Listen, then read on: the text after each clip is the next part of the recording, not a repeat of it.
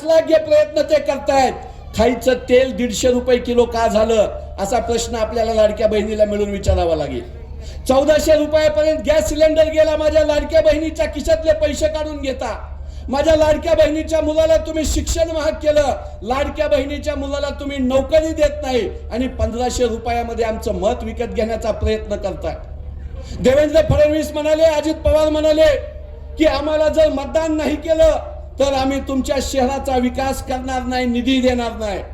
व्यासपीठावर उपस्थित सगळ्या मंडळींना माहित आहे. तुमच्या माहितीसाठी सांगतो की महाराष्ट्राची तिजोरी ही तुमच्या माझ्या कष्टातून जो जीएसटी टॅक्स आपण भरतो त्यामुळे भरते. अजित पवार, एकनाथ शिंदे, देवेंद्र फडणवीसांच्या बापाची तिजोरी म्हणजे महाराष्ट्राची तिजोरी नाही, याचं भान त्यांनी ठेवावं आणि मग जाहीर सभेमध्ये धमक्या द्याव्या. निधी कसा मिळतो, निधी कसा आणायचा असतो याच्यासाठी संसदेपासून विधिमंडळापर्यंत भांडणारं नेतृत्व तुमच्या जालना जिल्ह्यामध्ये आहे. आमदार राजेशजी राठोड इथं आहेत. जर जालना महानगरपालिकेला निधी येत नसेल तर सभागृहामध्ये चढाओढ करण्याची आणि भांडण्याची हिंमत त्यांच्यामध्ये आहे. संसदेमध्ये प्रश्न विचारायची हिंमत कल्याण काळे साहेबांमध्ये आहे. आणि तुमच्या सोबत रस्त्यावर येऊन तुमच्या खांद्याला खांदा लावून जालनेकरांच्या बाजूने लढण्यासाठी बियाची कणसं असलेले हर्षवर्धन दादा सपकाळ महाराष्ट्र प्रदेश काँग्रेसचं नेतृत्व आहे, याचा आम्हाला अभिमान आहे. सगळे पैशाच्या मागे धावतायत, सगळे पोलिसांना घाबरतायत, सगळे गुंडांना घाबरतायत. पण काँग्रेस पक्ष हा इंग्रजांना पळवून लावलेला पक्ष आहे. भारतीय जनता पक्षाला पळवून लावायला आम्हाला वेळ लागणार नाही, याचा पुरावा येत्या 15 तारखेला तुम्हाला द्यायचा आहे. आम्हाला सांगितलं गेलं की प्रशासक बसवून आम्ही चांगलं काम करणार. पुणे असो, मुंबई असो, संभाजीनगर असो, जालना असो, इथल्या ठेवी सुद्धा नगरपालिकेच्या, महानगरपालिकेच्या भारतीय जनता पक्षाच्या लोकांनी मोडून खाल्ल्या. स्वतःची कमाई नाही, स्वतः नवं केलेलं काही सांगणार नाही आणि अगोदरच्या लोकांवर टीका करण्याचं काम भारतीय जनता पक्ष करत आहे.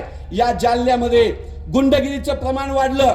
जालन्यामधल्या निवडणूक निर्णय अधिकाऱ्यांना माझी विनंती आहे, कलेक्टरला विनंती आहे, पोलिसांना विनंती आहे की निवडणुकीमध्ये जर काँग्रेसच्या कार्यकर्त्याला धमकी द्याल, जर काँग्रेसच्या कार्यकर्त्यांवर दबाव आणाल तर याद राखा, कधी ना कधी आमचं सरकार आल्यानंतर त्या सगळ्या अधिकाऱ्यांना आम्ही बघून घेऊ.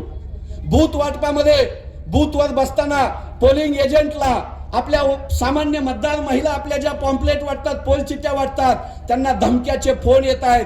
भारतीय जनता पक्षाच्या नेत्यांमध्ये हिंमत असेल तर समोरासमोर लढाई करून दाखवा. गोरगरीब कार्यकर्त्यांच्या पोटावर पाय द्याल, धमक्या द्याल तर डॉक्टर बाबासाहेब आंबेडकरांचं संविधान मानणारा माझा काँग्रेस पक्ष आहे. महात्मा गांधींची अहिंसा मानणारा माझा काँग्रेस पक्ष आहे. जे विकले जातात त्यांना पक्षातून एका फटक्यात बाहेर काढायची धमक असलेला माझा काँग्रेस पक्ष आहे. आणि तुमचा भाजपा हा या देशामधल्या सगळ्या चोरांचा, दरोडेखोरांचा, भ्रष्टाचारांचा पक्ष आहे. अजित पवारांना जेलमध्ये टाकणार होते, आता त्यांच्या हातात तिजोरी दिली. छगन भुजबळांना तुरुंगात टाकणार होते, आता त्यांना कॅबिनेट मंत्री केलं. नारायण राणेला तुरुंगात टाकणार होते, आता त्यांच्या पोरांना खांद्यावर घेऊन देवेंद्र फडणवीस हिंडतायत.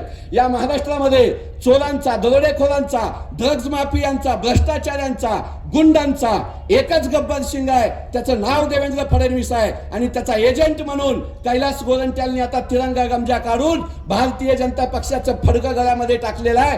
15 तारखेला भारतीय जनता पक्षाला त्यांची अवकात तुम्ही दाखवून द्याल आणि ही मराठवाडा, ही सगळ्या जाती धर्माला सोबत घेऊन जाण्याची संस्कृती जोपासणारा मराठवाडा आहे, याचा पुरावा तुम्ही द्याल अशी अपेक्षा व्यक्त करतो आणि थांबतो.